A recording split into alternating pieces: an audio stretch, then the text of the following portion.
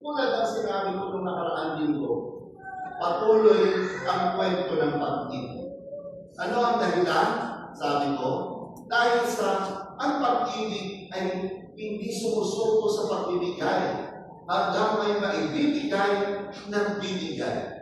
Kaya, ang gusto patunayan naman ni Jesus, yun ang talagang pag-ibig. Lahat ng Kanya ay ating ibig.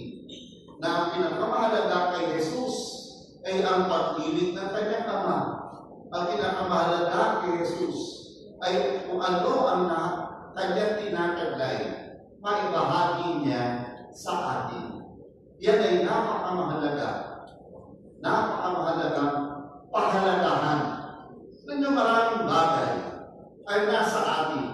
Pero pag hindi mo pinahalagahan, ay nawawalan ng saysay.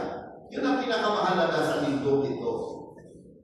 Paano natin sa sarili natin mapatutunayan na ito'y pinagkaloob ng Panginoon sa atin.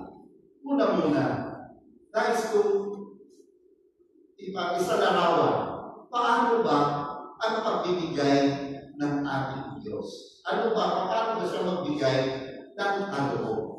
How does the Lord give a very precious gift?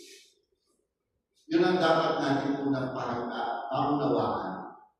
Through sa kwentong ito. Kwento ni Luis.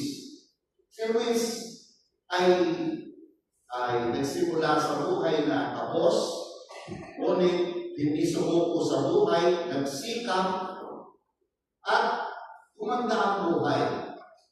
Nung medyo ayos na talaga ang buhay niya, doon lang niya naisipan mag-asawa.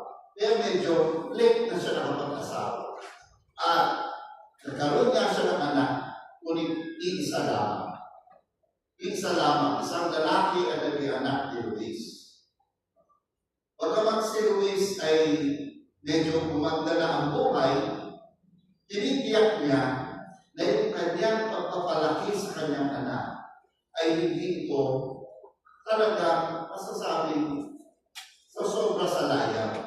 Pero hindi naman niya pinagkait sa anak niya kung ano ang kaya niyang ibahagi sa anak niya. Lagi niyang ginagawa yan. Kahit sa isang anak, sabi niya, gagawayan ko ito ng lubusan. Kapalaki niya, napagdala niya sa mga ayos na paaralan ng kanyang anak. At kung ito'y matatapos sa kolehiyo, kitang-kita na nagsikap din ng anak, pinatunayan din ng anak